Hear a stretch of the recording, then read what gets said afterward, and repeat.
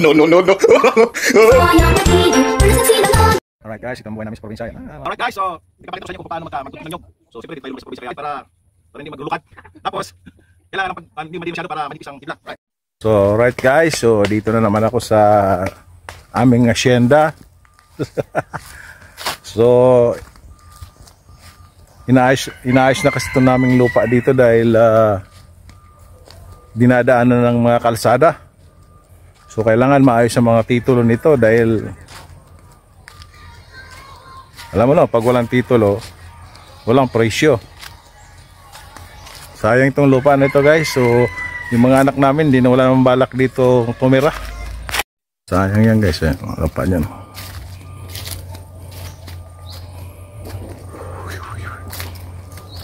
Pili.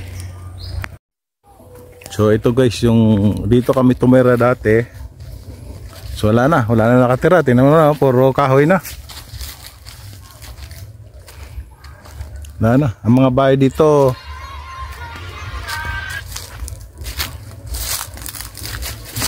may kalabaw. Ha! Hindi na ako sanay yung kalabaw. Ito. Dito kami tumira dati guys, dito.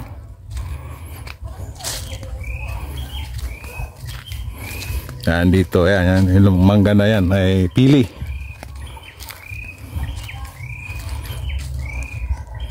So wala na. Gusto ko sanang linisan so lang ang init ng panahon.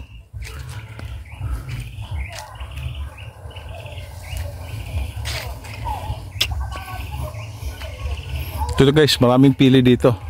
Pili pa yan Ito pili, puro pili yan.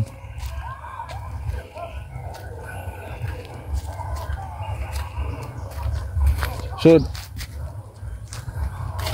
alright guys, so nandito ako ngayon sa aming baba dito guys sa bundok sa Morpe. So kasama ko yung kapatid ko, siya ang nagbabantay dito guys sa lupa na to. Kaso lang nasa syudad din siya, hindi siya nabantayan. So dyan guys, nandyan yung mga bahay ng lola ko dyan sa lugar na yan. So dyan ang daming pili dyan. Oo.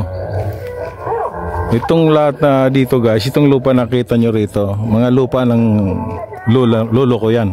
So pinaghati-hati na. Alright guys, ito ang buhay namin sa probinsya yan. Mga sarap ng buhay tambayan. Kalain. Alright.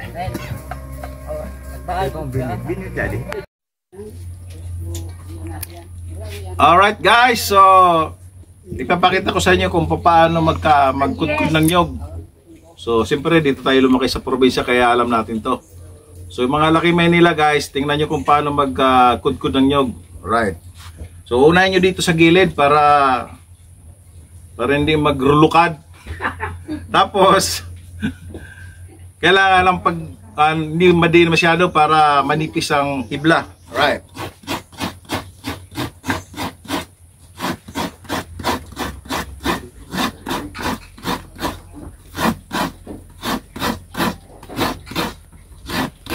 Dito nga pala ako guys sa bahay ng aking TON na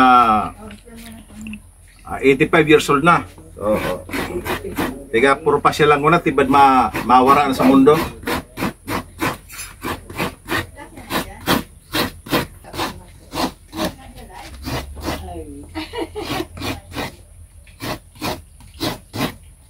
Naka na.